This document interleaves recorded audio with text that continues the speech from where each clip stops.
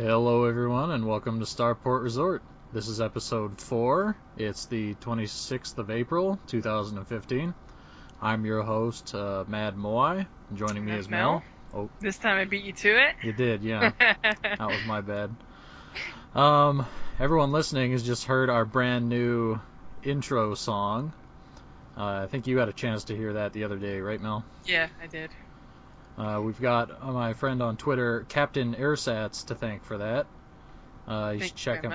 Yeah, you should check him out on his Bandcamp. It's captainersats.bandcamp.com. That's Ersatz, E-R-S-A-T-Z. Or S, actually. Let me just check here real quick. This is good radio right here. He doesn't actually know. So while I'm checking this, have you been playing anything, Mel? Oh man, I've been playing GTA 5 on the PC. Yeah, and how's that been? So far, I mean, it's been a pretty nice port. I mean, it runs smooth as hell. I mean, especially on my computer. Like, I think I have most options maxed out on Ultra.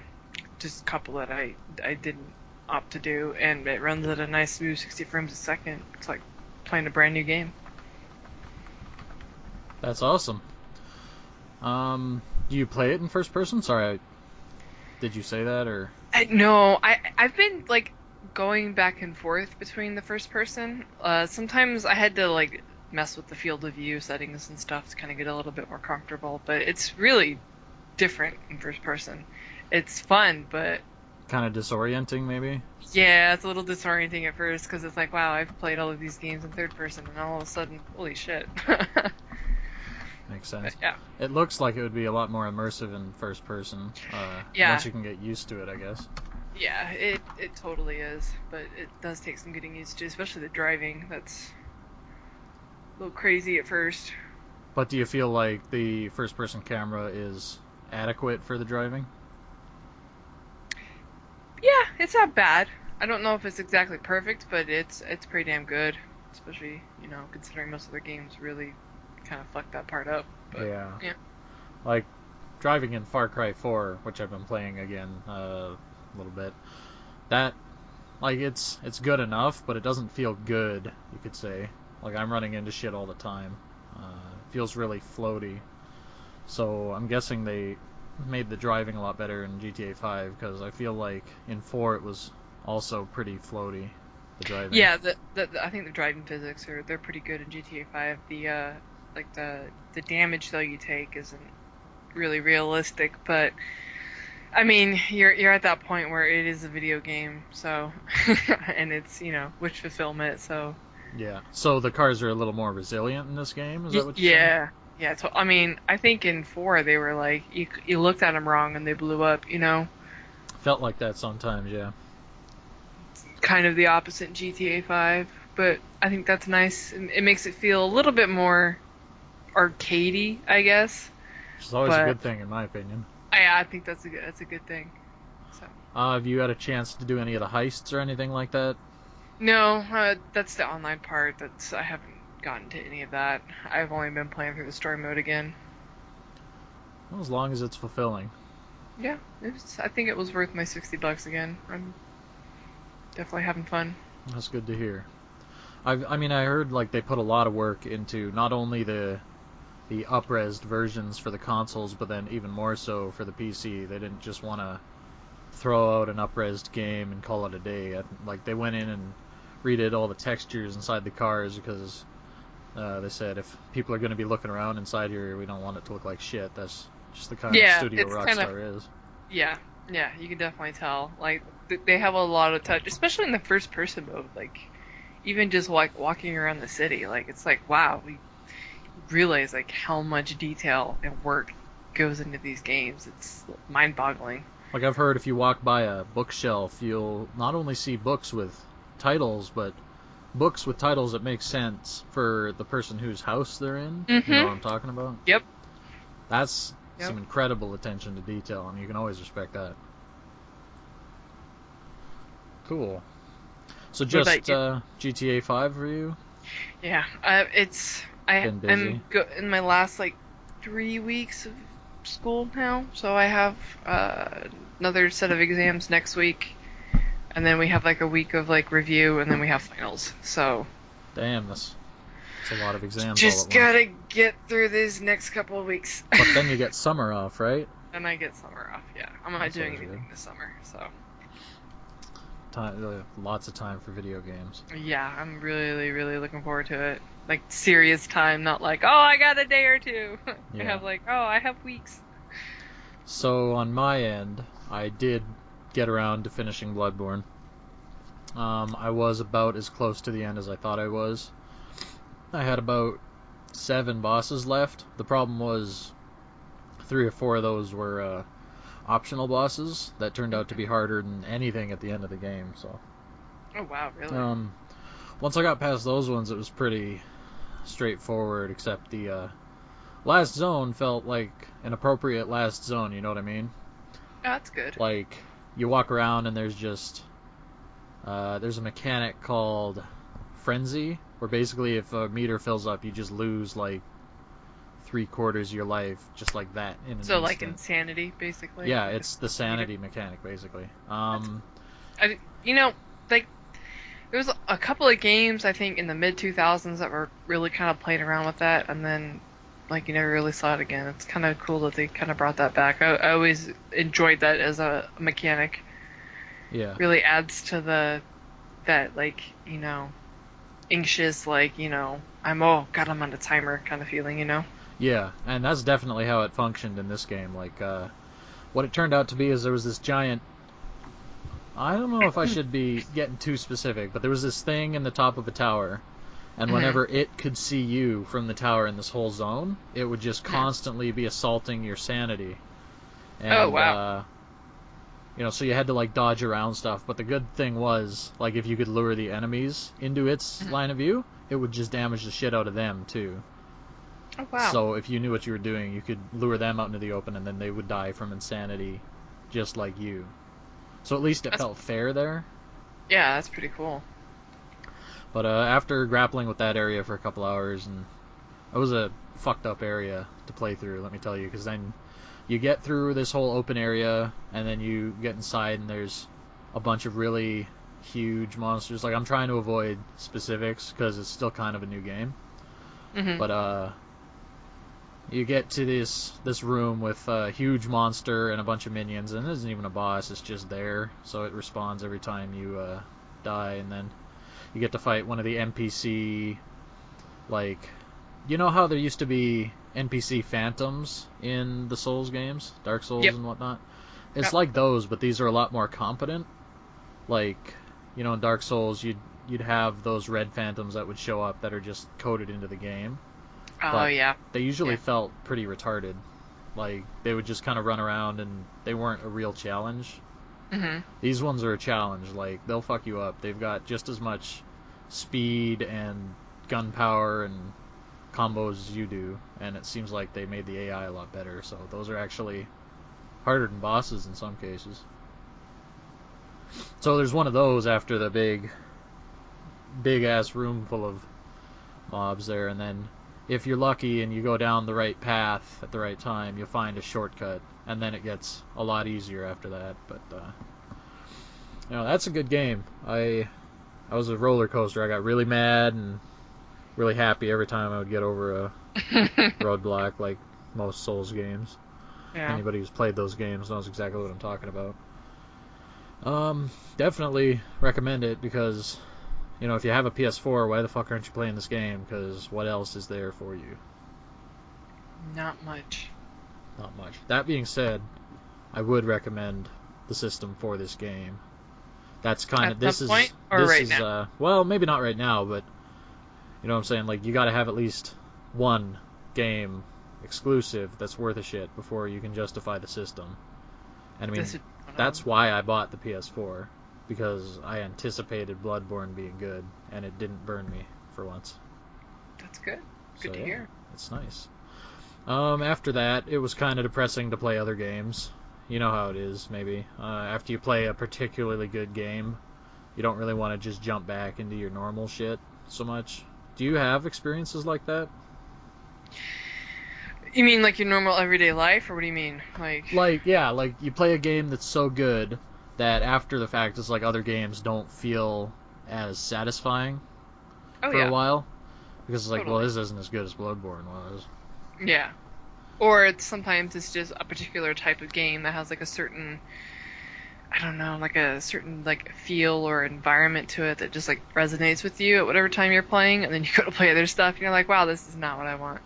That's a good point because what I jumped from Bloodborne to was I fired up Dragon Ball Xenoverse again. So you Oh, want to yeah. talk about some tonal whiplash? Yeah. I ended up restarting the game because I didn't remember how anything in that game worked, and I was only a couple hours in anyway. I ended up knocking that out in about 4 days, actually, start to finish. This time I rolled an Earthling, despite my comments earlier about being like boring as shit. Mhm. Turns out when the Earthlings, if you don't use like a bunch of beam attacks and stuff, they get a strength boost if you have full energy. So I just spec'd him all into melee attacks and just ran around beating the shit out of everybody with that melee buff. So that was a lot of fun. Ended the game dressed as the Ox King, top to bottom. So that's good. We're talking Dragon Ball Ox King, not Dragon Ball Z Ox King. So that flamboyant purple outfit with the goggles and the feather on his head and whatnot, My God. if you recall. Mhm. Yeah. So that's good. That was a lot of fun. Like once I got over the whole like, oh, this isn't Bloodborne. That game is good for fan service, like I probably said before. Like that scratches an itch if you were ever a fan of Dragon Ball. Because like I said, like that's not even Dragon Ball Z exclusive. I was wearing Ox King's clothes from Dragon Ball, Yeah. so a lot of fan service. But if you never cared about Dragon Ball, I don't think it's a particularly deep game. The combat felt kind of clunky sometimes, but that was maybe because I rolled a big character, which affected hitboxes, and I Oh, was, really? yeah, I didn't know that until well into the game. Like, hey, I just picked the tallest dude because my penis, but that meant like every fucking ball that flew by me is just like, oh, you got clipped by something you wouldn't have if you just made him a midget like Krillin. So that's actually interesting. Like the character's size affects the way the game plays because Now, I'm not too familiar with fighting games, but I can't think of too many off the top of my head that have really kind of done that. They usually well, go out of their way to. hitboxes are pretty standard for 2D Yeah, fighters. yeah. But this is like an open 3D, like you're flying around. One thing I will give the game credit for is like I actually felt like this is some Dragon Ball shit right here, the way the flying controlled. Mhm. Because you'd like fight, and then you'd be like, oh shit, something's happening over there, and you just zoom off into the distance, and it really felt like you were just watching an episode of the show. That all That's good. flowed really well. It was cool, man. As opposed to the show overflowing really well. What? I said as opposed to the show sometimes not flowing so well. Yeah, there was a lot of filler in that, but I don't think Dragon Ball Kai is the answer. You No. familiar with Dragon Ball Kai at all? Yeah, yeah. It's got a blue popo. That's enough to piss me off. How dare I'm not gonna get into that though for obvious reasons. they? So after I finished Xenoverse, I was kind of dreading going back to Far Cry 4 because you'll remember last time we talked about it, I had come to the conclusion that it was just kind of boring and there was way too much shit to do. Yeah, I mean, it's not a huge fan of Not them. I too mean, much shit to do is maybe the wrong way to put it because that sounds like I'm a casual asshole who's like, oh well, it's don't play the over. game then. There's a lot to do, but none of it's very interesting, and it's all the same thing. Yeah. You know? That being said, having distance from the open world type games, like I just finished Shadows of Mordor, Hmm. Shadow of Mordor, right before I played Far Cry 4, so that wasn't good because I had a bit of fatigue for open world already at that point. Having the distance between those games, I think that helped a lot because I played Far Cry 4 a lot this week, and maybe it was because I was kind of sick on Thursday, but that was just a really comfy game to sit down and play. Like you're just running around the mountain, like, hey, there's a poster over there. Let's go figure out how to rip it off the wall, and I just kind of flow with things and like, let's do this now and whatever, and not rush it. Yeah. Yeah. So when you treat it like just a, hey, this is kind of a comfy thing to do, then it's good. I think my frustration was coming from I had Dragon Ball to look forward to and Bloodborne to look forward to, so I kind of wanted to get Far Cry out of the way, Mhm. which I don't think that's a good way to approach games at all, if you think No, about it. not Like really. trying to But get I them out of mean, the way as opposed to experiencing them. yeah. But sometimes I don't Sometimes know. you got shit to do, yeah. You just got shit to do. But on the bright side, there's nothing on the horizon for the PS4, so I got plenty of time Not to for a sink my while, teeth no. into Far Cry 4. I mean, But the Far Cry series is not bad by any means, but it just feels. I don't know that they feel like some big blockbuster movie. You know what I yeah, mean? Like, there's not a lot of like. It's not a lot of. soul Yeah, it's to not a lot of. be kind of a hippie, you know. Yeah. Well, I mean, it's entertainment, you know. Yeah, it's your popcorn movie. Yeah, pretty Yeah, much. like I But don't play Call of Duty or anything like that, so this is probably the closest thing to a popcorn movie game that I can that I play with any regularity. Sorry, what were you gonna say before I interrupted you there? oh no, it was just pretty much along those lines. I mean, they're Hmm. not like it's not a terrible thing in of itself, but sometimes you want to do more than that. Alrighty. I also got back into Monster Hunter right after I finished Bloodborne because I think I told you I couldn't handle both Bloodborne and Monster Hunter at the same time. For a couple reasons. One being they're both kind of like to kick you in the nuts. Yeah. And the problem is they control similarly enough that it fucks you up, but different enough that it fucks you up. By this I mean, when I went back into Monster Hunter after playing Bloodborne, I was doing a lot of rolling and shit, like unnecessary rolling and trying to attack fast, because that's how Bloodborne plays. And I just Mhm. try to roll out of the way to try and eat a blood vial.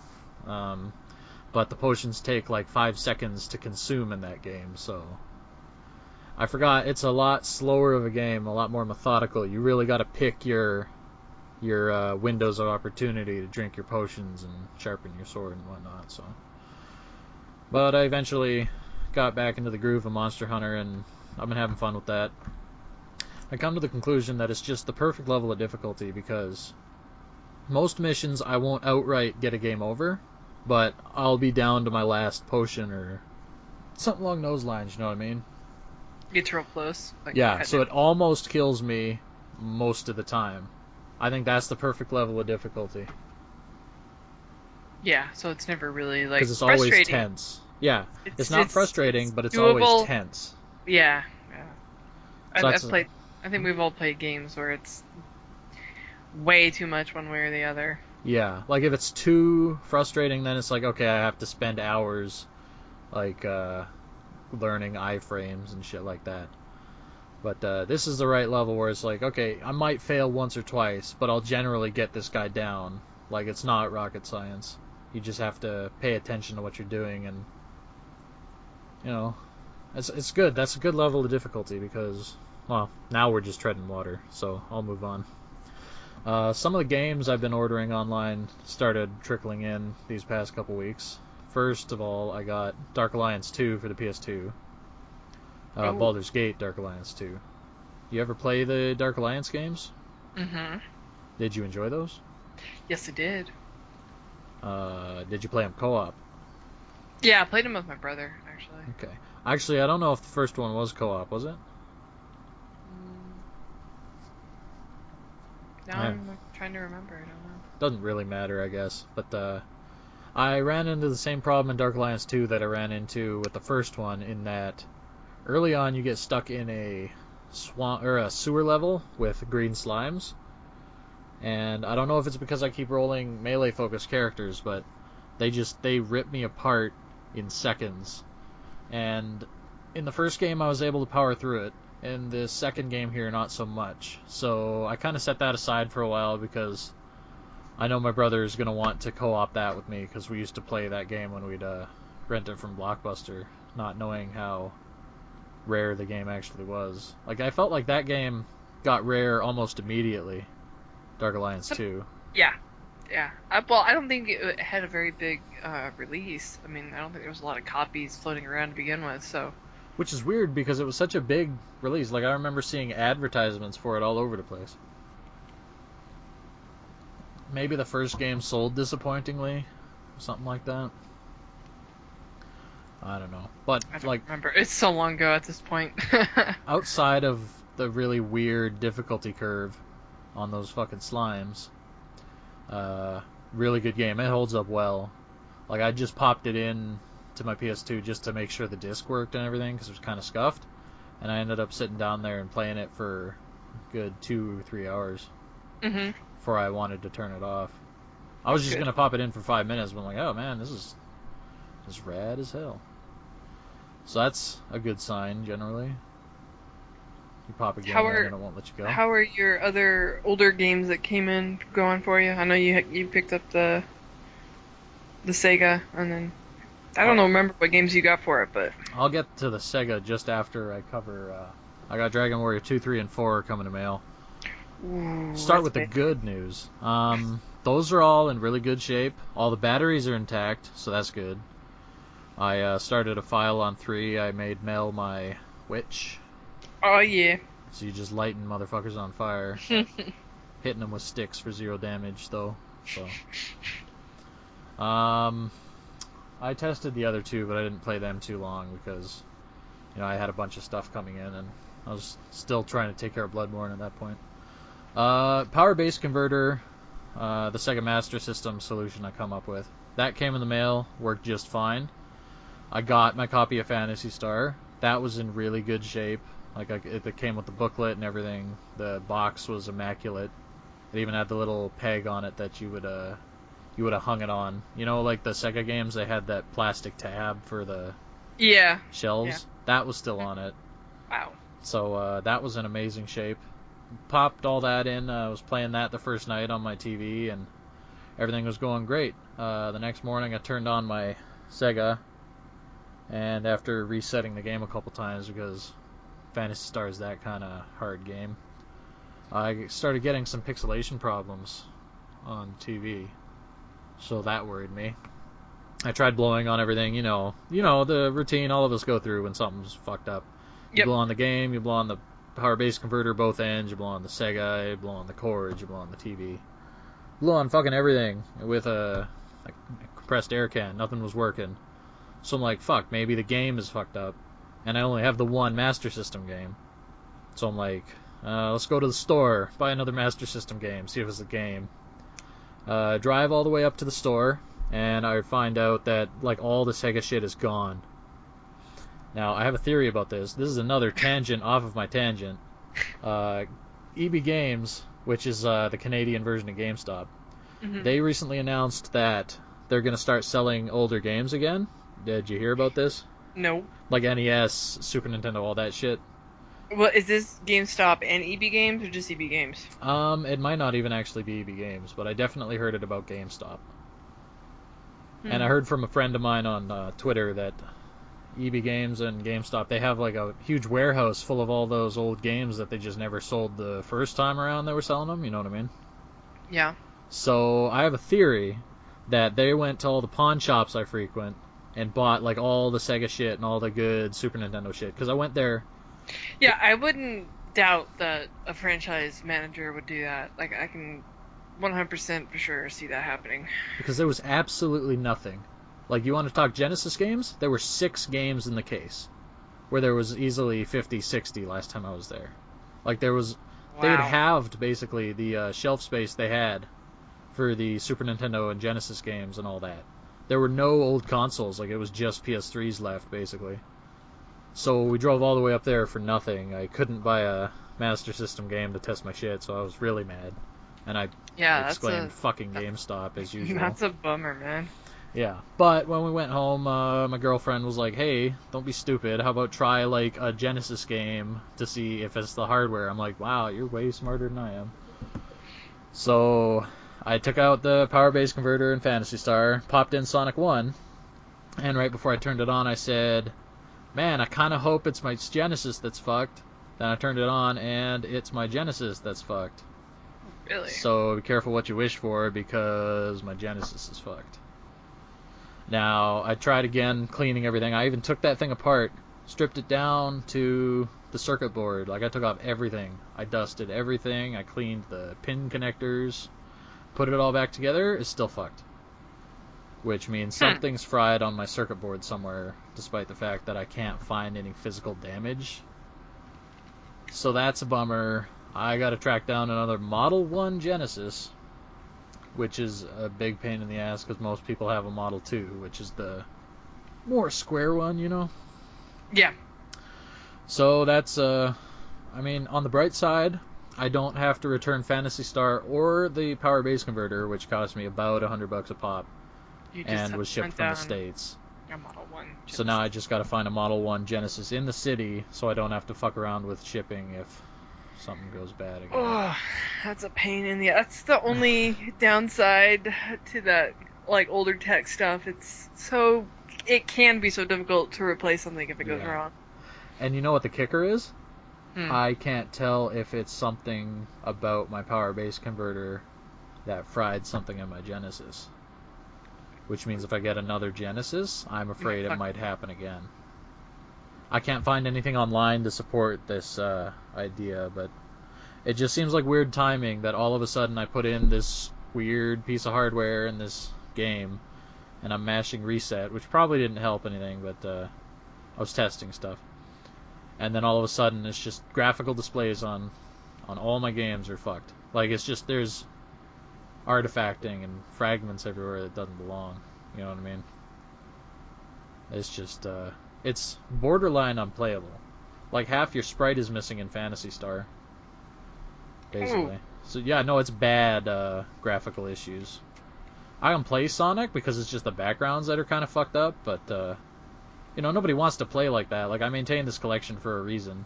Yeah, I mean, you're not collecting it to sit on the shelf and look pretty, you know. Yeah, Like, I'm not some hipster poser asshole to get on my soapbox. So that was, I don't know how I feel about all that, because now Phantasy Star is getting to be quite an expensive game. I hope it's worth it. I really do too. Although on the bright side, what I was able to play of so far seems like it'll be good when I get everything up and running to satisfaction. Regarding the other Master System game I ordered, it's just Space Harrier. It's not here yet, but I've played Space Harrier before. I know more or less what to expect. I just think it'll look nice on my shelf. Yeah. So I guess I am a good hipster game. poser. I do like Space Harrier quite a bit, though. So that's good. That covers everything I've been playing these past couple weeks. It's been a busy week for me, or a busy couple of weeks for me, obviously. Let's move right into news. So, early into the week, just after our last episode, Mortal Kombat X came out to quite a bit of problems, actually. It was my understanding that on the PC, they basically just sold you a busted-ass game that didn't work at all for a couple days. Like, you could load up to the menu, and anything you did on the menu would just crash the game to desktop. Yeah. How something like that gets released, I don't fucking know. In 2015. Yeah. This seems like something that would happen in 2009, or, like, you know, before all the PC stuff started happening again. I wouldn't even say PC stuff, man. Like, I'm not sure I've seen, like, a release that broken, like, since, like, old school days. Like, Yeah, but what I mean is, like, you remember PC ports of games used to just be janky bullshit that was an afterthought, right? Well, that was expected, I guess. Yeah, back before Steam became became the big player on the block, you know? Yeah. So that pissed a lot of people off, rightly so. I guess they, you know, obviously they patched that because you can't just, you can't do that. Thanks for your money, guys. Bye. Peace. Once the game started working, people started complaining about the DLC in a number of ways. First things first, like, they're charging for DLC characters that are already in the game. That's not new, it's just, you'd like to It's just think an asshole Mortal thing to Kombat do. would be better than that, right? No, man. No, Nobody's better than that, apparently. you'd like to think they would be, though. Yeah, you would, but well, just as disappointing as everybody else. There's another screenshot going around as press X to buy Jason. That's I that's saw the that play one. on the press X to Uh, Jason and all that from that Heavy was great. Rain. Yeah. So that's good. There's Goro in there. It's just like stop. I understand making characters after the fact, but to release the game where all you're doing is changing a couple lines of code to unlock this character for $5 more after you've already bought a game for $60, that doesn't feel good. Like, who likes that? Nobody. Who likes to get slapped in the face after picking up a game for $60, $70? It's 70 up here, 60 for you guys. Well, depending on how much your taxes are. I guess. I actually have no idea how you're taxed down in the States.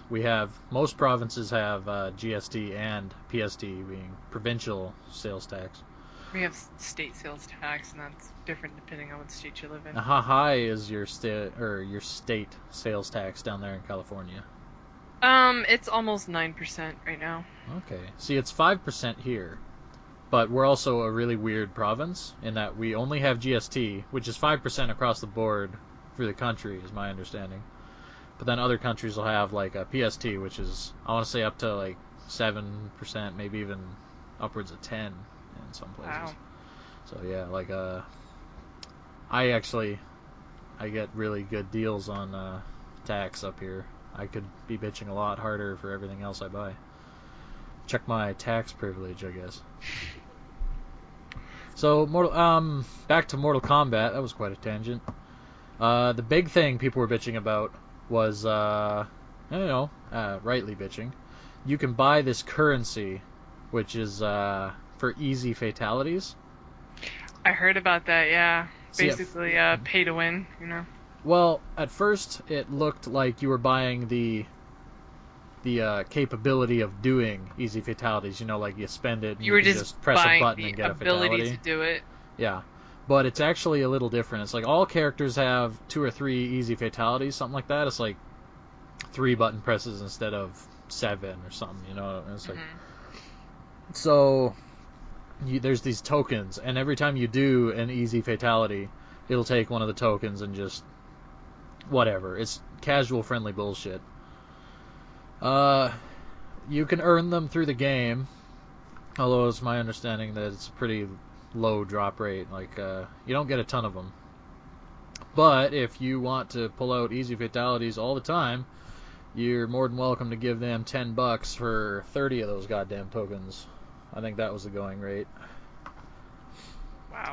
But yeah, that's it's just that is some mobile game bullshit in It really a is. full-on tentpole release. This is one of the grandfathers of video games. It's Mortal Kombat. I'm not gonna say Mortal Kombat's always been a good series, and that it wasn't maybe overhyped a lot because of the graphics and the gore. I'm not a fighting game expert. That's my understanding of Mortal Kombat. It's an okay game. It was an okay game at the time, but they picked up their socks and they got shit going again with Mortal Kombat 9 and some of the more recent games. So it's just kind of disappointing to see them resort to this mobile game bullshit. Because when you think about it, mobile games, you get those for free on a phone. Yep. This is a game you're buying for $60, and they're pulling the same bullshit with phone games. Well, how's yeah. that not embarrassing? I don't know. People don't make a big enough deal about it, I guess, and they just continue to get away with it, On the bright side, it seems like every time a game comes out fucked with DLC like this, it's getting quite a bit of backlash. Yeah. Like, do you remember the, what was that game, Evolve, that came out a couple months ago? Mm-hmm. Dead in the fucking water because everyone was like, no, fuck you, I'm not going to buy a game with, 3 monsters and 4 maps just so you can charge me, $25 per monster. Fuck you. Again, another full-priced game that they just right out the door want to nickel and dime you. It's not even nickel and diming, $25 for a monster, I think it was. Yeah, it was. It's absurd. That's like an expansion pack for one For- playable character. Yeah. In a game that was already lacking characters. I don't know.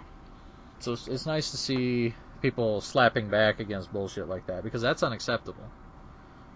Oh, Nobody totally. nobody No. wants that except for the developers.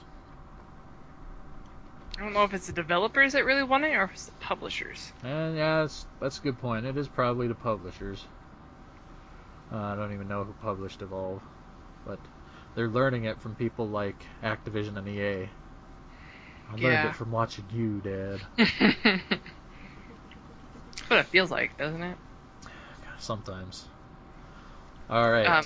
Hmm? well, Steam, you've been following what's been going on with that? With the paid mod stuff, Yeah, that's you're pretty much maybe just more along the. informed than I am, being the PC expert here. So why don't you take us through this issue? Well, they basically just set up a system where, as far as that they've phrased it, that the mod developers can choose to charge for a mod, you know, Yeah. and they get a cut of it, 25. Well, it's confusing because Steam says one thing, and then there's a lot of misinformation floating around. So I wouldn't quote Do me you want to on you want this. to hear what I've heard? Yeah, go for it. I've heard that it's up to the developer what percentages gets charged. So Hmm. the big case being Bethesda giving Yeah. only 25% of the money to the mod developers and keeping 75 for them and Steam. Hmm. I think what I've heard is that's on a developer to a developer to developer basis. Yeah. That's up for the developers to set. Yep. But Which seems ridiculous. that seems Basically, exploitable. It is like, oh, here we have these people creating content to fill gaps in our own games, and then we're going to charge you for And that profit off of it. and profit off of it. Like, nah, man, fuck you, buddy. Nah. Do you have any other points on that? The Steam mod charging service. I'm not sure if they've ever actually called it a service. I'm just being a bitch. Sorry, continue. No, it's just ridiculous. Okay. Like, Um. it's kind of disappointing, honestly. Yeah. That I don't know how much of I'm really curious what their thinking is. Steam's thinking, and because they had to agree to this, obviously. Like, Well, yeah. I'm sure it's their Bethesda idea. obviously. Well, it could have been Bethesda's too, because Bethesda's games are the ones that are modded the most, probably out of any PC game. I don't know if you know out there. this, but Valve has been making a lot of money not making any video games recently. I'm pretty sure it was Valve's idea. Like, if you think about all the hats and all the Dota 2 shit, and Mm-hmm. like, when's the last time they put out a big Well, proper ass game? most of their games have been based off of mods. Yeah, like Left 4 Dead. Left 4 Dead, CS:GO, Yeah, fucking Dota was a Warcraft 3 mod. Yeah. Like, Portal. I feel like they hire out people that make good mods of their games and have them work on games. But if you think about it, what's the last game that came out in a box? I want to say it's either Portal 2 or Left 4 Dead 2, whichever one of those is more recent. Portal 2, I do believe. Yeah, and that was like, I was just starting university. Yeah, Portal 2 come what was out. the release date? Yeah, 2011. Yeah. Almost ages to the ago. day. And if you want to count Dota 2, like, I'm sure they put time and effort into that, but that's, you know what I mean when I say they don't make games anymore. They run a platform. Yeah, I agree with that. So, Because there hasn't been near a breath of fucking Half-Life 3. do people even actually really want Half-Life 3 at this point? At this point, like, no, not really. It's kind of like one of those Duke Nukem Forever things. It's like, how many years has it been since Episode 2? Like, you ever get an episode... Like, people are still clinging to the idea of Half-Life 2 Episode 3. These are only supposed to come out a couple months apart. What's it been, like 10 fucking years now? That came out in 2007. Damn near then. So, almost 8 years ago. Yeah, that was Yeah. October 2007. So it's been almost 8 fucking years. I think at this point people just like to have fun with the whole conspiracy of it all. Yeah, but, like, I don't get it. Like, basically, like, they would be printing money with that game release. I mean, they already print money when you think about it, with doing all the trading cards and the Steam wallet, and People, I they're mean, not doing too bad for money. people do the cards though. Like, I don't think I've ever. What do you mean? No, the cards are all profit when you think about it. But All I the, don't know how like many they're people actually like use them. oh a Or lot. like, or They just make a really. lot of money off that shit. Hmm. Like if you don't keep track of all the Steam sale cards and all that bullshit, right? Because I'm Okay, I don't selling care. off my shit all the time, and it's just people buy them up like hotcakes and like resell them. And when you think about it, all that is like they are actually printing money because they're just giving out these cards and people are selling them. But Steam gets a cut of every sale made, It's ridiculous. People right? are They're making pennies at a time, but it's happening like millions of times a day. that fraction of a penny adds up. It does. You ever seen Office Space, guys? I was gonna. Yep, that was referencing. Yeah. Good pull on that. So I've got a couple other points here for the Steam modding stuff. I've heard cases of people just ripping files off of Mod Nexus and Yeah. tossing them up and charging money for them. Yeah. Steam says, My "Oh, partic- we'll curate this," but like, how are they really going to They've never effectively do that? curated anything, Like, if they're honestly. going to curate anything, they should start like rejecting Or shitty greenlight. games off their service. Yeah, they need to start like not with the mods. Yeah. My personal favorite is the $100 horse genitalia mod. Yeah, I saw the horse genitalia mod too. I like that people are having fun with this. Yeah. Actually- or the paywall mod. What's the paywall mod? I haven't heard that one. Oh man, let me find it for you. Just so Alrighty. you can actually see it. It's great. While you find that, I've heard rumbling that Steam is already starting to backpedal, is my understanding. I think Here you they've. go. Oh, There's here the we go. mod, immersive paywall. Immersive paywall. And what's this? Oh dear. Okay, that's pretty good.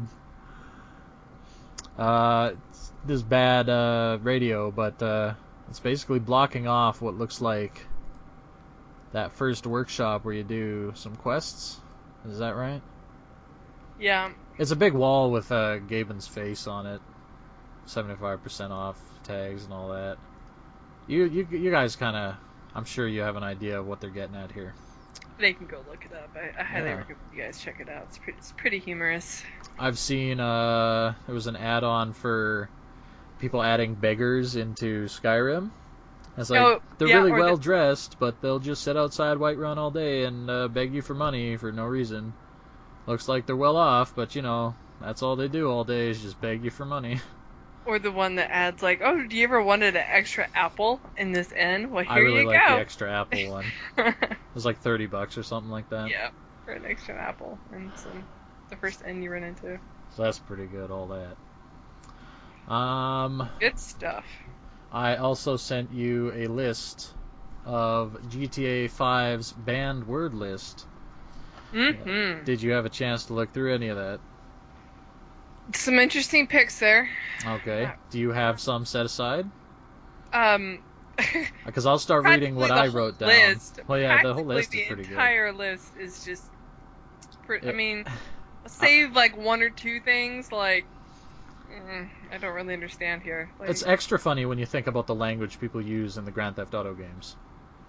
yeah, because Like you've got things like dildo and fuck on this Trevor list. is pretty colorful in his language. I've Yeah. compiled here greatest hits of sorts. Some of the words that really popped to me when I went through this list. So we'll read these out for the listener's pleasure. Starting off strong, we've got Adolf. Any other Naturally. variation on Hitler, Nazis, Sieg Heil, what have you. All that good stuff. We've got Ass Jacker, Babushka, for some reason. Why babushka? Why babushka? I've got no idea. We've got bum cheese, another word I've never even heard. Cum face, defecate, which strikes me as odd because that's just kind of a scientific word for Yeah. excrement. We've Describing an action. got deicide for some reason, which I interpreted as the killing of a god. Yeah. Tips Fedora. We've got developer and anything related to Rockstar, any of their studios, any of their games. You get down to the R's and it's just like a whole page of just RS Newfoundland, RS California, just all anything about RS, every geographic area you can imagine. everything. They don't want you talking about Rockstar or developers or any other games. Well, they might do that one possibly just to make sure that people don't pretend to be, um, Rockstar employees, maybe?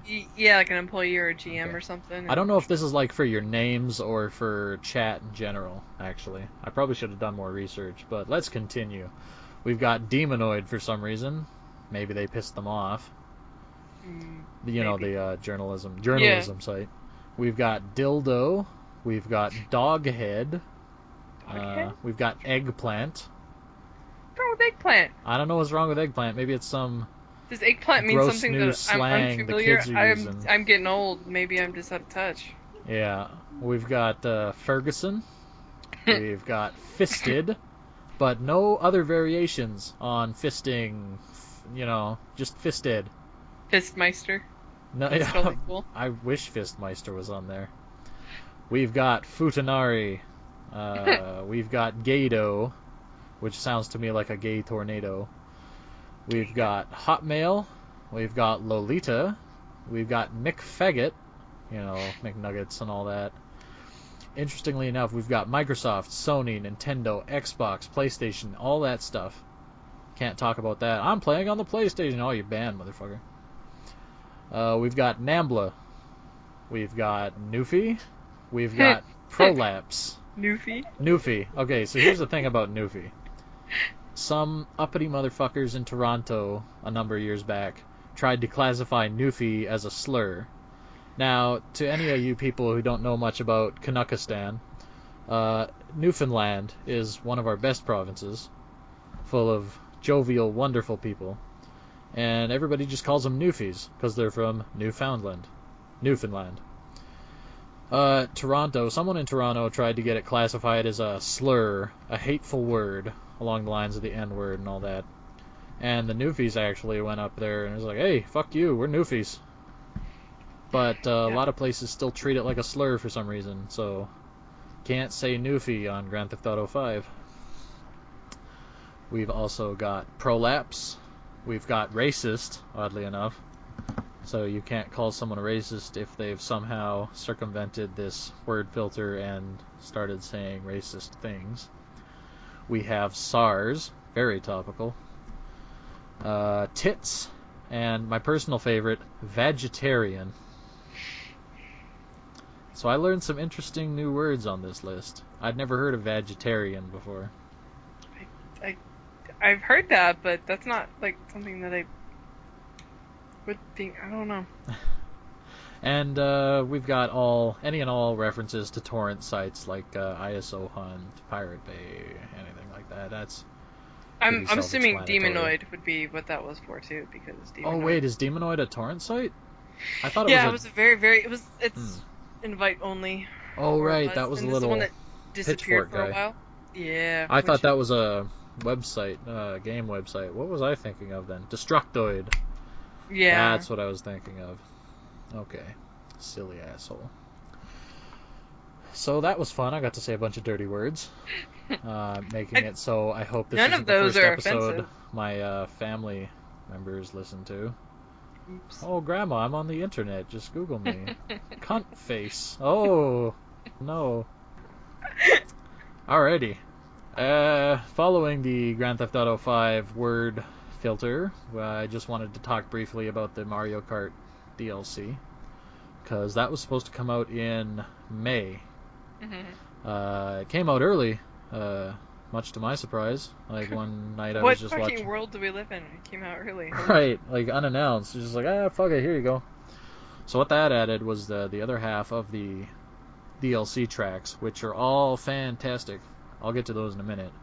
They also added more amiibo support in the game, so I popped my Mega Man on there, and I got a really rad looking Mega Man suit you can wear with your amiibo. So then I actually went and made a Mii that looks like Mega Man without his helmet, popped him in the Mega Man suit, and I'm playing Mega Man and Mario Kart. Fuck all y'all.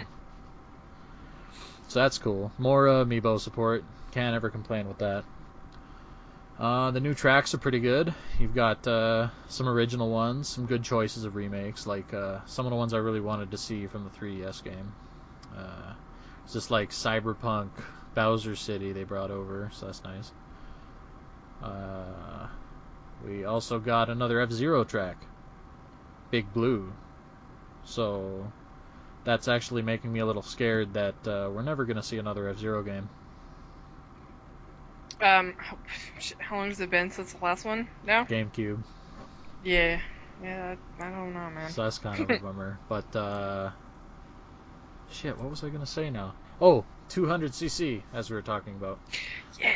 Got a chance to try that out. How was that? Fired it up on Rainbow Road, which, hindsight, that was a bad idea. Oh, God. That's just too fast, yo, for me. But Really? I also play on 50cc like a big casual, so 50cc. it's really slow. So slow. Once I work myself up to that, though, I imagine that's going to be tight as hell. But I was flying all over the track, like skipping terrain, and that's just fast, Mel. Oh, I bet. I remember one of my probably favorite racing games that I played was pod racing on the N64. I've heard a lot of good things about pod racing. Man, I played that game a lot. Did it just control really well? Because I never remembered pod racing looking really thrilling in the movie there. Oh no, I mean the movie was terrible, but the game was really a lot of fun. It was how fast it. I mean, I'm sure if I played it now, I'd be like, wow, this is muddy and slow as shit. But it was a sense of speed at the time, yeah. Yep. That's cool. It was pretty good. I never tried that game because I've got a weird thing about licensed games, but maybe I'll emulate that sometime. I don't know. See how fast it goes. Fast. Yeah, God. What was that? I was like 99. So I was like 13. So I was too young to have opinions on licensed games. Yeah, I guess so. I just lucked out and never bought many as a kid. Nah. I never bought it. It was one of those like, oh, I'm gonna rent it from Blockbuster like 10 times. Man, I miss times like that. That's how we got Sonic 3 and Knuckles most of the time. Never at the same time, mind you, so... Moving right along here, you'll recall our discussions about Konami and Kojima last time we talked. Did you hear about Guillermo del Toro leaving Silent Hills as a project? I did, and that was kind of disappointing. Yeah, because it seemed like, wow, they finally have somebody who kind of gets horror to do. Oh, and he's gone. Well, there we go. Which is probably related to Kojima's departure. Mm-hmm. So this is starting to look like either like they're being spiteful with everything Kojima was touching, and Metal Gear is the last thing they're going to put out related to him at all. Or maybe Konami's or maybe it's the last floating. thing they're going to do as a game company. Yeah, because it's starting to sound like that. Like what else do they have? Like a football game and Metal Gear Solid 6. And the football game's not even FIFA. It's not FIFA. So, like, who the fuck cares about it? I don't know. Could be kind of popular in Japan, maybe, but it's starting to seem like Konami's gonna go, like, one of two directions. One, they'll pull out entirely, which they could totally do. They've still got their Yu-Gi-Oh cards, they've got their health clubs, their pachinko machines, all that shit. Like, video games is a part of Konami. It's not a video game company. Yeah, it's just, yeah.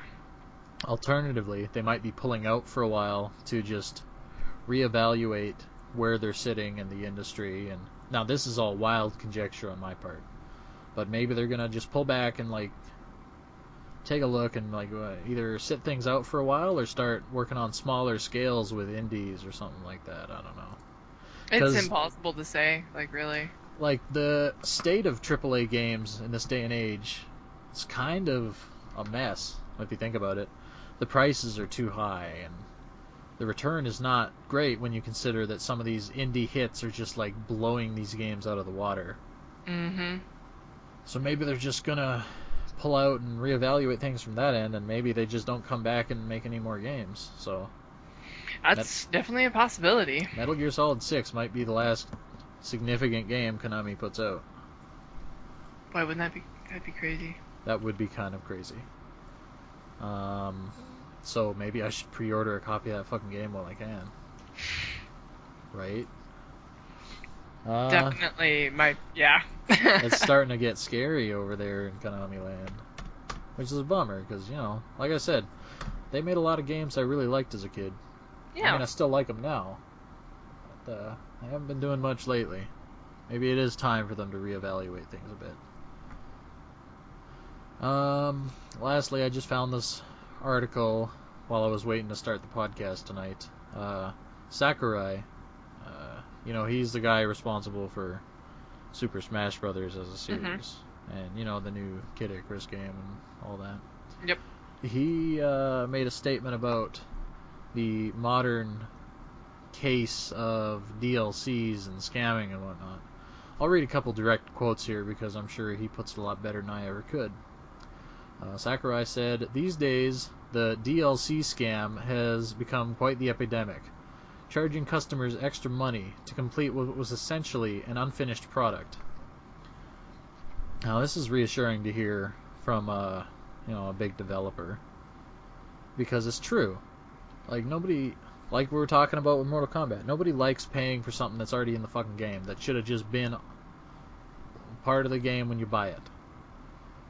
You know, like, you just buy a game, you expect it to be finished. Not anymore. Yeah, well, I know it's not been that way for a while. Well, I mean, really, when did that start to change, though? Horse armor. What? With what? Horse armor. Really? Yeah, that was early DLC, and it was already in the shitter, if you think about it. Because I don't know of... I hadn't heard of DLC until I'd heard of horse armor. It's like, oh, what's DLC? Oh, we'll add content to the game. It's like expansion packs, but much smaller. And it's like, whoa, what are you offering? Well, you could put armor on your horse for $2. Well, that's fucking great. Thanks.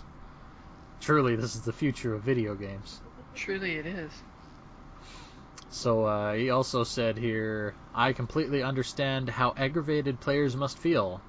After all, a game should be 100% done at the time of release, and I would be livid if it were split up and sold in pieces." Now, one could argue they're adding a bunch of characters to Smash Brothers and charging for them. His defense to that was none of that work was being done prior to the release of the game. This is all after the fact. It's an okay argument, but you know, I gotta feel like Mewtwo came out so soon after the game, and it's like, you probably intended to put him in there. You guys probably just wanted to start charging money for fighting game characters too.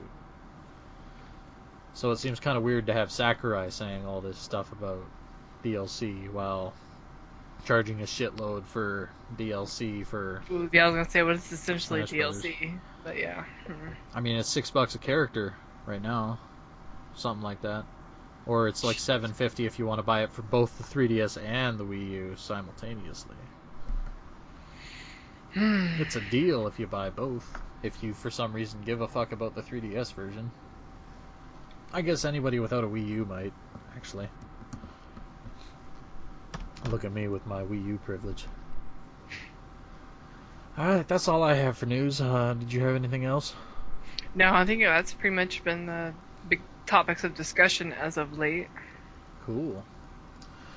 Seems like we're doing alright for time here, so I might skip the new segment I had in mind this week. We could save that for a slower week. A lot of shit ended up happening, especially this last week here. We can move right into the discussion of the week I had set, unless you have another idea. No, actually, what I was going to suggest is what you wound up picking, so... Had we both settled on metagaming? Yep. Alright, perfect. So, metagaming. I'm sure most of you know what it is, but for the occasional person who might not, I consider metagaming to be, you know, the use of facts and reading forums and whatnot for making big choices in games.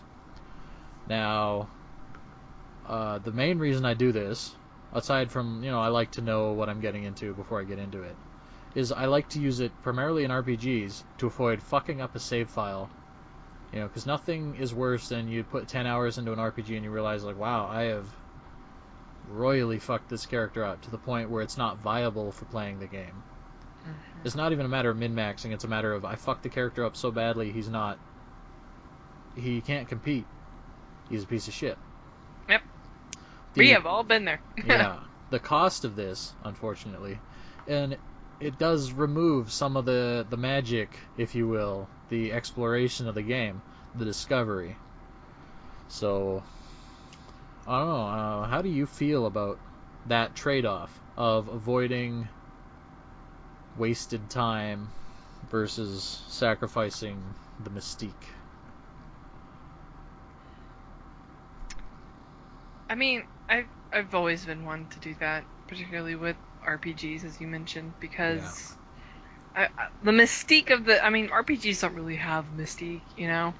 And really, you're only reading enough to get you through the first 10 hours of the game, and nothing interesting happens in the first 10 hours of the game, Yeah. Like, generally in an RPG, what I'll do is, if I'm about to do a dungeon, what I'll look for is, like, the items in that dungeon to make sure I don't miss anything super vital, because I think we've all been there where, oh, the best sword in the game, that's in an optional side dungeon you're totally fucking locked out of now. Oops. Yep. Sucks to be you, buddy. Or what was it like in Final Fantasy X? Like, there was these, like, bosses that you could not open. There was like 12 of them or something, randomly, in the world that you could open in order to get the best weapon in the game, which was like the Zodiac Spear or something.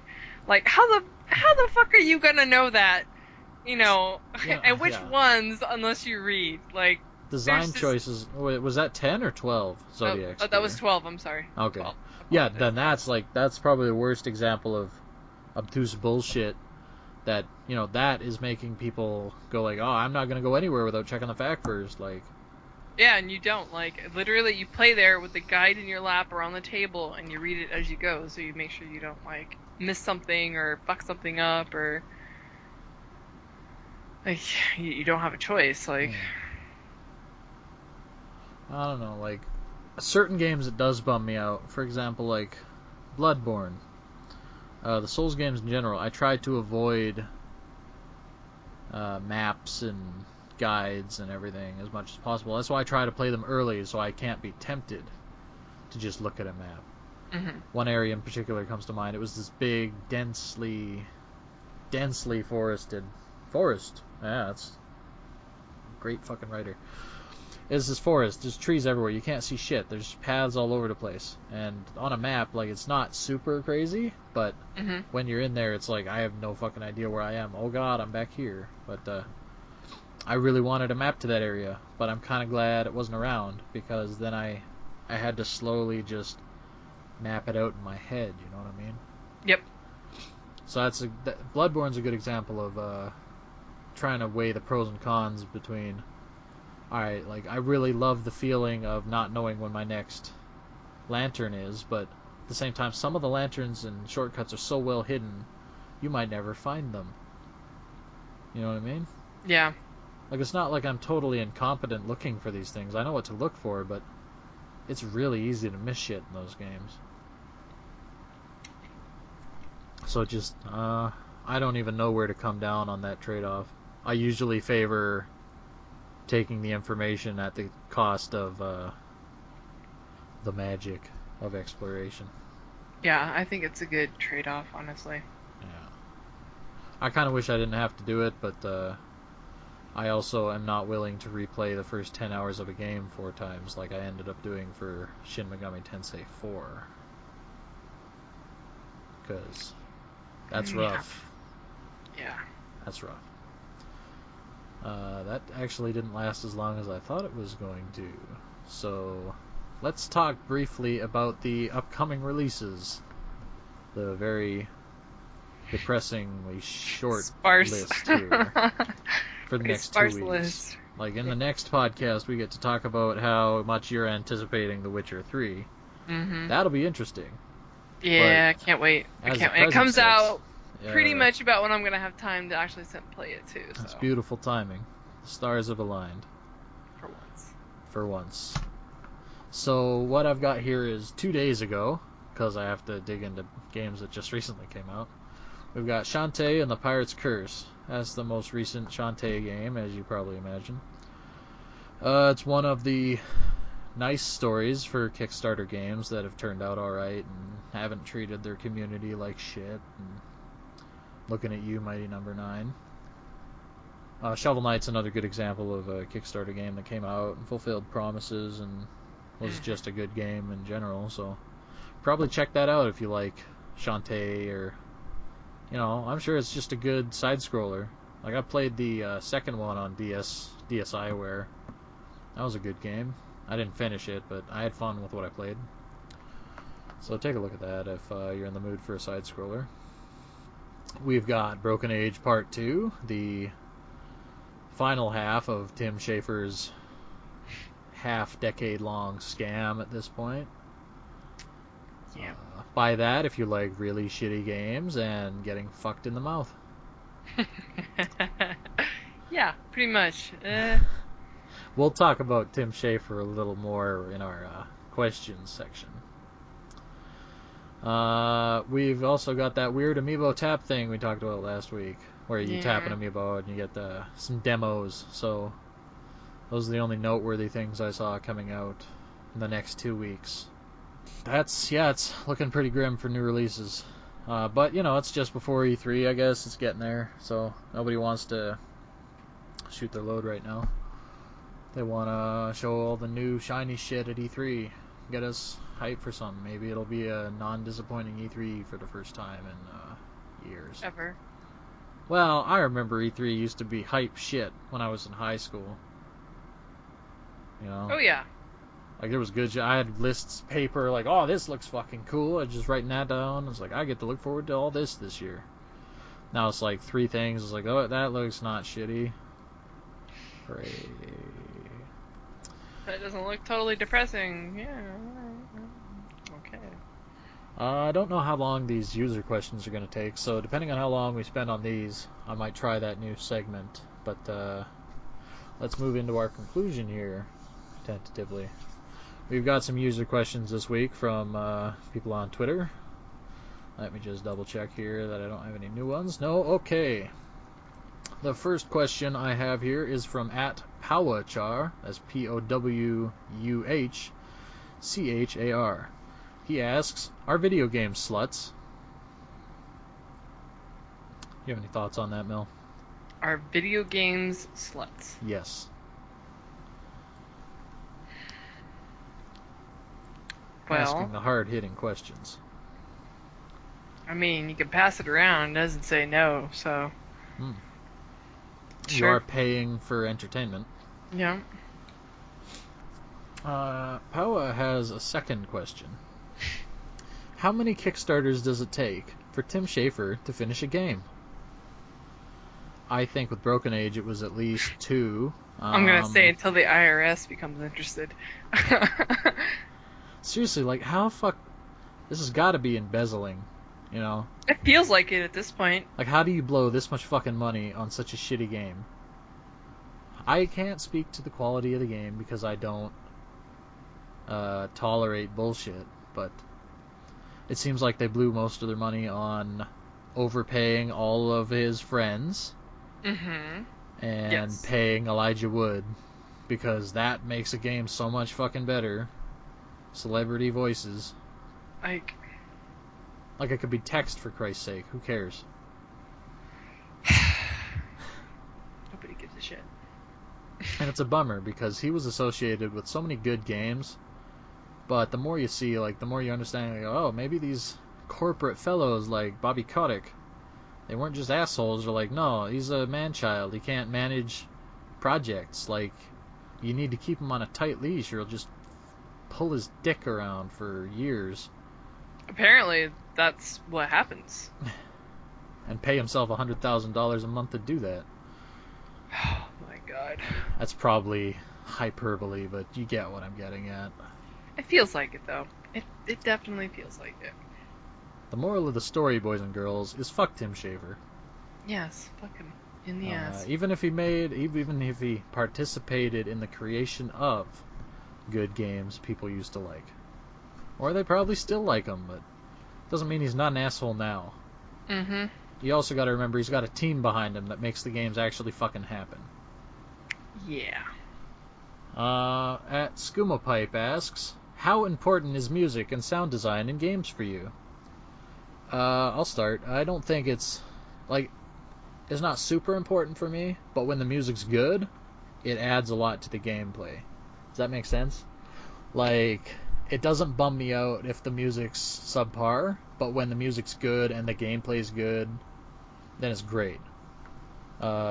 Just the same, if the music's great but the gameplay is shit, I'll probably just download the soundtrack and not play the game. You have any thoughts on that, Mel? I think music is one of those things that you don't notice. I mean, for the most part, I don't think most people really pay attention. I mean, unless they're like kind of, interested in music or, sound design, they don't really pay close attention to it until either it's really, really good or really, really bad. Yeah. It's supposed to like accentuate whatever it is that you're supposed to be experiencing in the game without overpowering the experience. You know what I mean? Yeah. But sometimes, it can really define it really well. Yeah, it can. Like, I mean, we're thinking about Mega Man. We're thinking about Castlevania.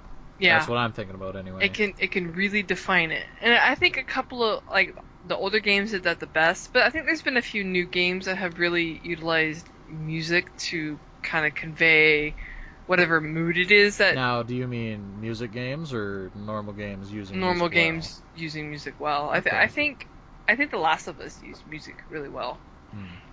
At really like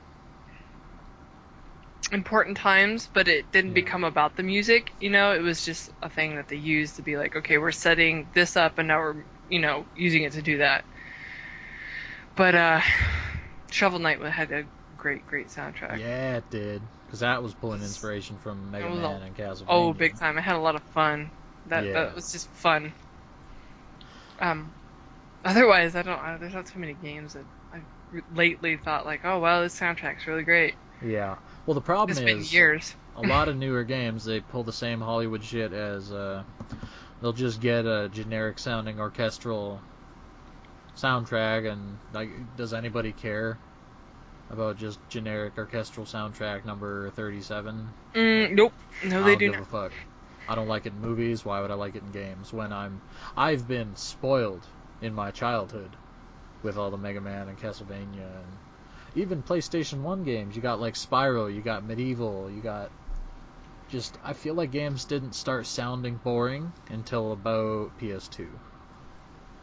Because that's when people are like, oh, now we can just record like CD quality music.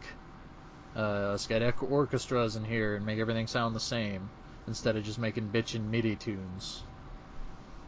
Yeah. That's what most of my music library is, if I'm being perfectly honest here. And I'm probably going to get some flack for that, but I don't give a fuck. I like listening to video game music, and I like my MIDI songs and remixes of it. I've got quite a few video game soundtracks. Have all the Mega Man and Castlevania ones. Yeah. I have Metroid, and I think one of my personal favorite soundtracks was the Mirror's Edge soundtrack. Yeah. It just did like ambiance so well. That's a really good soundtrack. Is that just a nice chill soundtrack? It really is. I mean, there's like one or two in there that are like, a little bit, higher BPM or whatever, but I think almost all of them are just really nice to just like have on in the background. I might have to check that out. I'm always looking for more chill soundtracks when I'm writing or something like that, Yeah. They've got some good ones. Most of my chill soundtracks are actually just ice levels from Mega Man games. So it's literal chill. Gotta love that. Skooma Pipe asks us another question. He asks us, what is your gamer fuel? In capitals. What is your gamer fuel, Mel? Do you have anything? Coffee? I drink a lot of coffee. Caffeinated? All Oh that like yeah, proper ass coffee. yeah. I have like a French press and everything. I'm real snobby about my coffee, so. Ooh la la. I'll be honest here, and it's gonna sound. The problem is, I'm leaning on memes here again, but I know how people get when someone in a thread says they just drink water. But I do just drink water because I don't really like sugary drinks enough to justify how bad they are for you. And I'm going to tell a story now since we've got plenty of time, it turns out. I used to drink a shitload of iced tea, Nestea, I think it was. I downed like a case of that a week, 12 cans or whatever. That's not good for you because like pop is one of the worst things you can drink. I'm not gonna get all soapboxy, but basically, I stopped drinking sugary drinks when Ryan Davis died. He was a guy. He worked at GameSpot years and years ago. He was at Giant Bomb. He was a pretty cool dude, and you know, he died probably because he was super overweight. So that's actually when I'm like, fuck it, I'm not gonna drink pop anymore because I don't really like it that much. And like if you're gonna eat something shitty, like at least justify that you really want to eat it. Yeah. Like don't just eat fast food for shits and giggles. Eat it because like I really want a hamburger right now. You know what I mean? Mhm. I think that's when eating bad food becomes a problem, when you just eat it because, not Mhm. because you really want it. If you don't eat it as much, then when you do really want it, it's super satisfying. If it's not satisfying, there's no need to eat shitty food. I guess this is just super soapboxy, but to answer your question better, I like potato chips. I usually stick to dill pickle, which I heard. Do you guys not have those down in the States? Dill pickle Yeah, we chips? do. Oh, weird. Do you guys not have ketchup then? No. Oh, chips? Yeah, Fuck potato no. We don't. chips. We don't have that now. And you don't have, but you do have dill pickle chips. No. Oh, okay. I don't have Well, any I of don't that. like ketchup chips because that's like fucking candy. Like sometimes I'll have a bowl of ketchup chips, but I don't like my chips to be sweet usually. So I'll stick to dill pickle, sour cream and onion, all that good stuff. I actually eat out of the bowl with my tongue so I don't get crumbs all over my keyboard and shit. So I'll like just grab it and stick it to my tongue and pull it into my mouth. Which I don't even think about that anymore because I've just been doing that for years. But then like every once in a while, a new person will see me do that and be like, "What the fuck are you doing?" It's like, I don't want crumbs on my controller, fuckhead. That's how you get Dorito controllers. Who the fuck wants that? Oh god, Dorito controllers. Right? That's gross. That's gross. It's just awful. So my gamer fuel is chips. Sometimes I'll have some Doritos. Don't have any Mountain Dew to go with that though. And we've got one more question from Daskaza. He asks, "Do moais poop?" Uh, you know, it's not a good thing when gravel is falling off your moai. It's not bowel movements, it's damage to priceless artifacts. Are you Um, inconsiderate asshole? huh? Yeah. Nothing. Go ahead. I actually did get another moai, so Oh really? the number is growing all the time. My basement looks like a cult cave at this point, most likely. We've got another 10 minutes or so here to work with. I think we've got time to try out this new segment that I'd been pitching to Mel for quite some time. Basically, what we want to do is highlight a game or game series that meant a lot to us, personally. It doesn't have to be obscure or, like unheard of or anything like that. And in many cases, it's not going to be. But I want to put a spotlight on games that I feel are really. They're some of my favorite games, and maybe they aren't well known. Like they're well known enough, but it would be nice. I want other people to experience what I experienced when I played those games. Does that make sense, Mel? Mhm. Okay. So, do you want me to take the first one, or do you have something in mind? No, you can take the first one. Okay. So I'm going to start with Golden Sun. Now, I can't tell if my love for Golden Sun is entirely because it was my first JRPG or not, or if it's actually just a really good game. Um, I felt it did storytelling really well. I guess I'm getting ahead of myself. Golden Sun was a Game Boy Advance game. It was a JRPG, as I've already said. It was very story heavy. I feel like it takes 2 hours or so before you're even out on the world map. Like a lot of story development, a lot of there's a long-ish tutorial dungeon with even more story development. It's very story heavy, especially up front. You play as 4 kids going to save the world, as you do in JRPGs.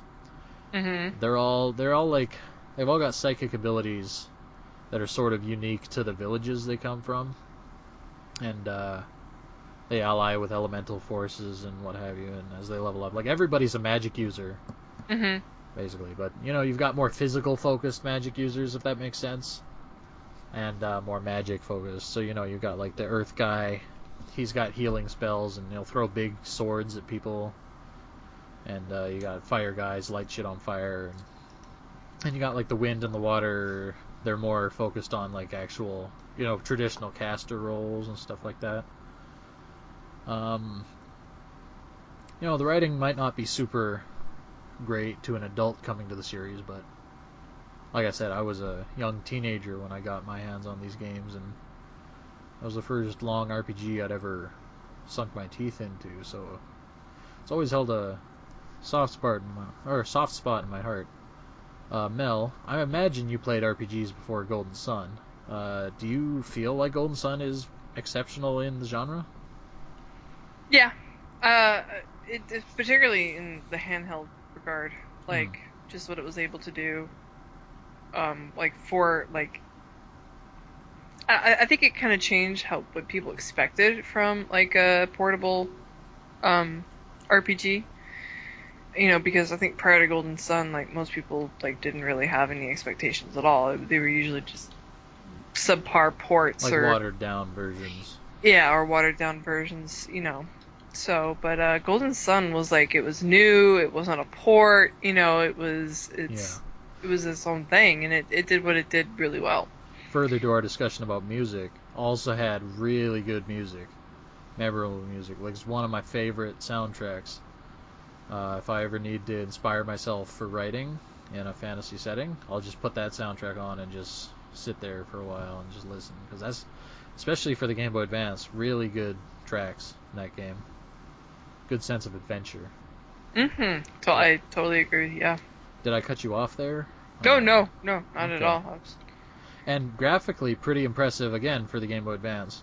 Yeah. I feel like they were doing that kind of pre-rendered and like polygonal models, but then like taking pictures of them and pixelating them and turning them into sprites kind of thing. Mhm. It was like pseudo 3D, kind of like Donkey Kong Country, you know what I mean? Oh Which yeah. made the games look very impressive on the Game Boy Advance. Like you blow the This sprites up, they look like shit, but on the Game Boy Advance, they look real nice. and the game still looks pretty good too, Oh yeah. even like all these years later. And I think the game just had really good pacing with like when you were hitting milestones and what have you. And then the game, when you finish it, there's a teaser for the second game, which blew my mind because by the time I finished the first game, second game was like a couple months away from coming out. So I'm like, oh shit! Like I didn't even know the game was coming out. And I'm like, when is this coming out? I checked it. It's like, oh fuck, that's really soon. So that was a really good summer for me that year. Um, Definitely check that game out. Game Boy Advance emulation, widely available, really easy to do. It's also on the Wii U because, as we talked about last time, Nintendo doesn't know what the fuck they're doing with the Virtual Console. Why is that not on the 3DS? It's a portable game. It's a good portable game. You can save anywhere, except for in the middle of like hour-long discussion cutscenes. If you Or like Metal puzzles. Gear, the story pacing probably won't upset you at all. But Yeah, it's goddamn, they pretty. talk a lot. Yep, they sure do.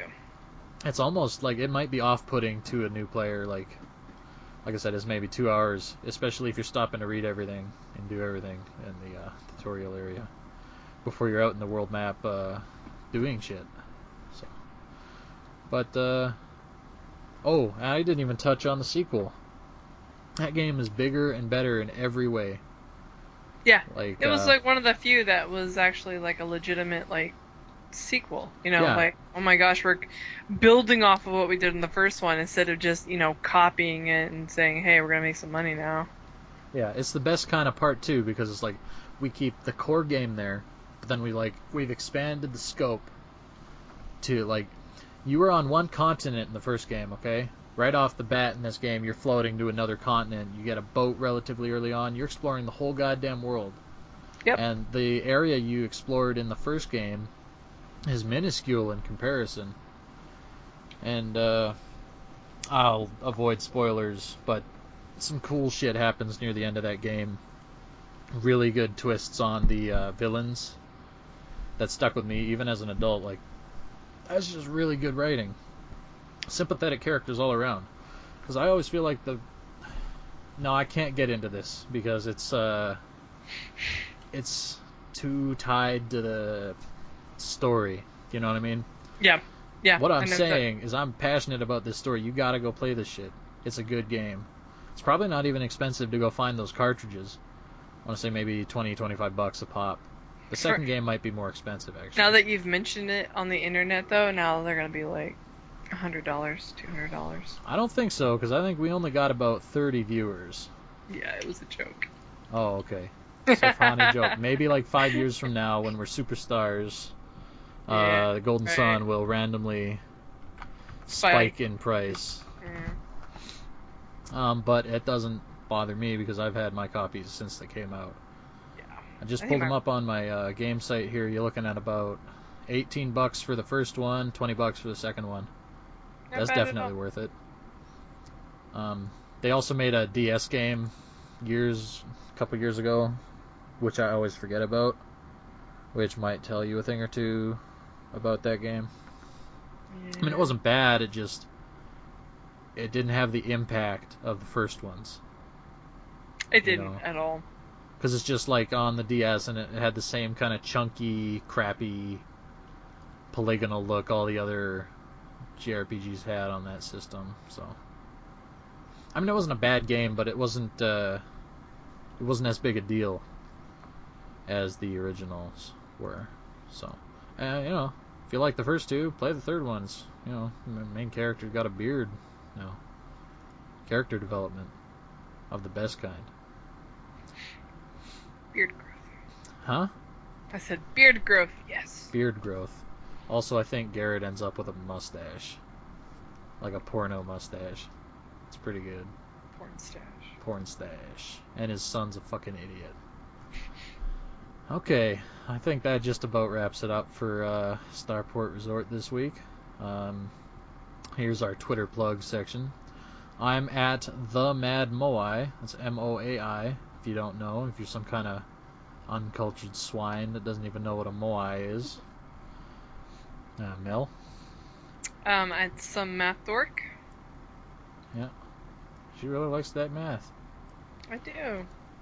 And pulling together what I started at the beginning of the podcast, went and checked the Captain Ursat's spelling. That is Captain Ursat's. Captain, as you would spell it, ERSATZ. Oh, right, you Americans, they say it's Z, don't you? No, wait, we are supposed to say it's Z. Like you got that I'm back? the goddamn heathen. Whatever. Z sounds better, it flows better. Fuck Canadians, in this case. Check out CaptainUrsats.bandcamp.com. He makes a lot of good music. This is just one track. He threw this together for us pro bono, so I really appreciate that. Yep, totally. That's all for Starport Resort this week. Come listen to us in 2 weeks. It was a pretty lame ending. You gonna say goodbye, Mel? I guess I can. Bye. Okay. Bye.